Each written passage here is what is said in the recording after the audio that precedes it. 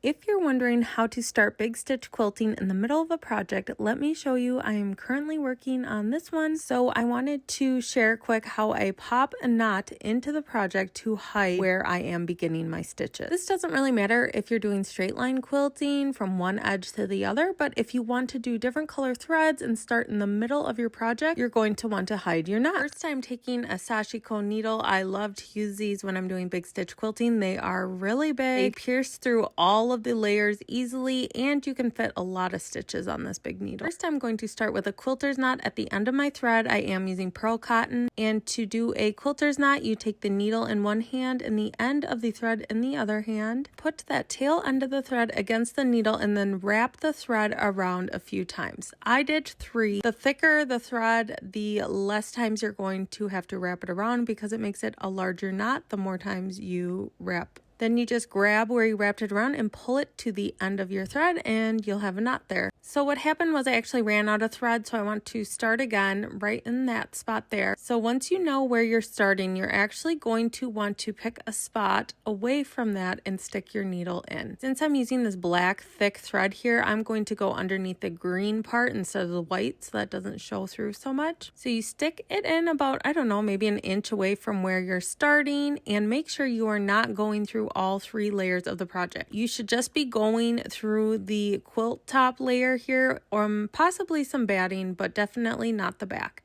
Then you want to find where you want to begin your stitches and bring the needle up and pull your thread through. What's going to happen here is your knot is going to get stuck at where your needle first went in, but what we want to do is pull it through. We're going to force it into the project or pop it in. I found that if you stick your needle through right here, it kind of reinforces the fabric and holds it tight so that you can easily pop the knot in. And so I just pulled it right in, and now it's stuck underneath the fabric right where the needle came out. I have a little bit of a tail left here, so I'm just going to trim that back, and now the knot is on the inside of my project and unseen. And then you just continue on. When you are ready to stop stitching or when you run out of thread, you're going to do basically the same thing. Pop a knot into where you are ending.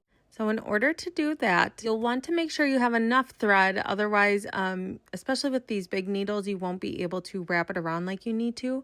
So I'm going to pick where my last stitch is going to go in there, and I'm going to wrap the thread around my needle again, just like I did when I started with that quilter's knot. I'm going to go 1, 2, 3 times, and then I hold it nice and tight up against the needle and the fabric, and then I'm going to stick the needle in where my last stitch is going. I'm going to make the needle travel about an inch or 2 away from where it's going in, just like when we started. Make sure you're not going through all 3 layers. You're just going through the top and maybe some of the batting. Bring the needle up and out, and that knot should get stuck right in where your needle just went in. So again, we're just going to pop it into the project like we did before. If you want, you can use the needle to kind of stabilize here and help you. And once it's pulled in, you can trim back that tail thread, and that is it. That's how I start and stop stitches when I'm doing big stitch quilting.